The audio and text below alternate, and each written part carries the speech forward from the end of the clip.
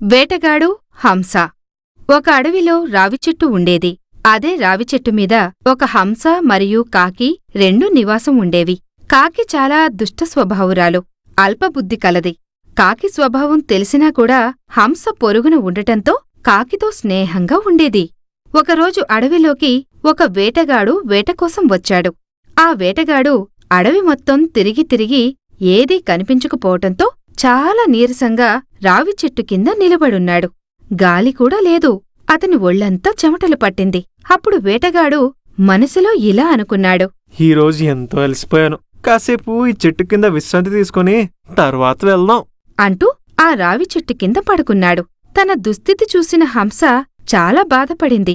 అరే పాపం, తను చాలా బాధపడుతున్నాడు.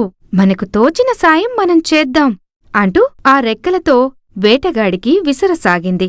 దాంతో ఒంటిమీద ఉన్న చెమట ఆరటంతో ఎంతో హాయిగా అనిపించి పడుకున్నాడు. అలా ఉండగా అప్పుడే అక్కడికి కాకి వచ్చి జరిగిన సంఘటన చూసింది.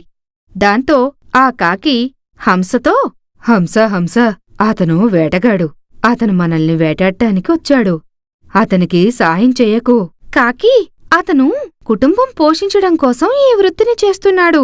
కాని పాపం ఈరోజు చాలా అలసిపోయి విశ్రాంతి తీసుకున్నాడు. ఏదో మనకి చేతనైన సహాయం చేద్దాం. అయినా నువ్వు వేటగాడికంత సాయం చేయటం నాకిష్టం లేదు. మన వల్ల అయినప్పుడు మన శత్రువుకి కూడా సాయం చెయ్యాలి. నువ్వెన్నైనా చెప్పు, అతన్ని నేను స్నేహభావంతో చూడలేను అంటూ హంస ఎంత చెప్పినా వినకుండా ఆ వేటగాడిపై రెట్టవేసింది. వేటగాడికి మెలకువ వచ్చింది.